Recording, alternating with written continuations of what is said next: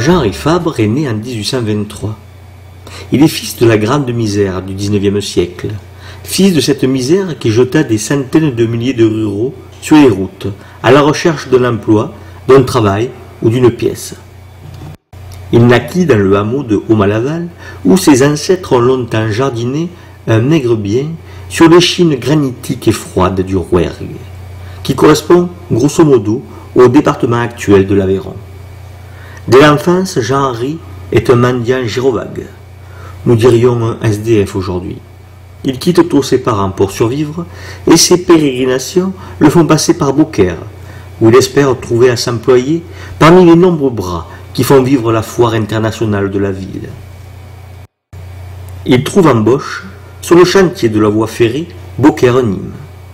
Il passe quelque temps dans cette ville qu'il visite et où il cherche toujours et encore à s'employer pour remplir sa gamelle. D'autres que lui, que l'on ne peut guère vilipender, devinrent de petits voyous pour manger. La loi Guizot de 1833 crée un concours de recrutement des instituteurs. Jean-Henri, qui avait des prédispositions aux études, vit s'offrir à lui un avenir rêvé. Premier au concours, il fut admis à l'école normale et mit un terme à cette vie de vagabond. Très vite, il nourrit un aspect de sa personnalité qui disparaît souvent derrière l'entomologiste. Il s'agit du Jean-Henri Fabre éducateur. Il nourrissait une telle passion de l'enseignement qu'il s'en fit une idée très précise et très personnelle.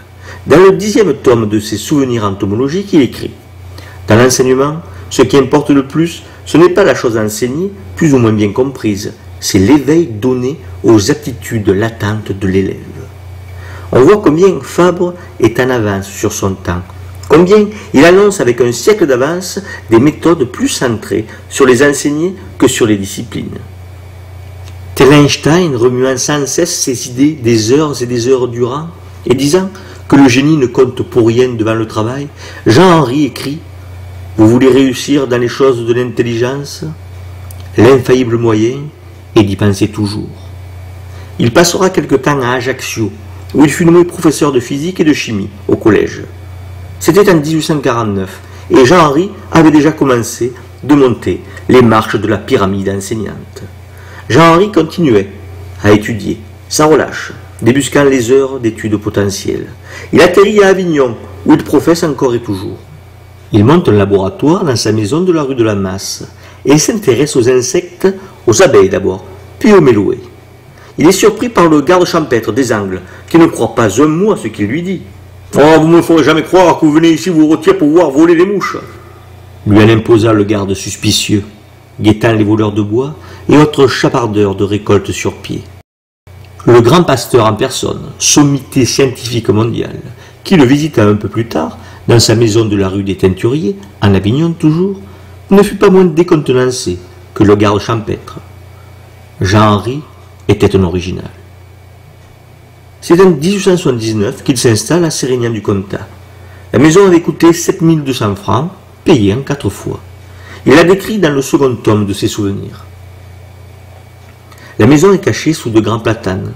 Elle a pour vestibule extérieur une allée à épaisse bordure de lilas et de lauriers. Elle est défendue du mistral par des groupes de pins et de cyprès. Là, il se décide à ouvrir un laboratoire qui, il l'écrit, ne coûtera pas un centime à la bourse du contribuable. Il était resté un homme qui se suffisait de peu et qui ménageait la bourse de ses compatriotes. On sent l'âme d'un homme dur à la peine qui n'a pas oublié d'où il vient, tout en sachant où il doit aller. Jean-Henri Fabre est un exemple pour nous tous. Autour de cette personnalité d'exception, il nous faut nous rassembler pour mieux construire ensemble ce qui deviendra demain. La temporalité dans laquelle nos enfants seront des adultes transis, des valeurs éducatives que Jean-Henri Fabre n'a cessé de véhiculer, que ce soit dans les nombreux manuels qu'il a écrits ou dans l'attitude bienveillante qu'il a toujours eue envers les enfants.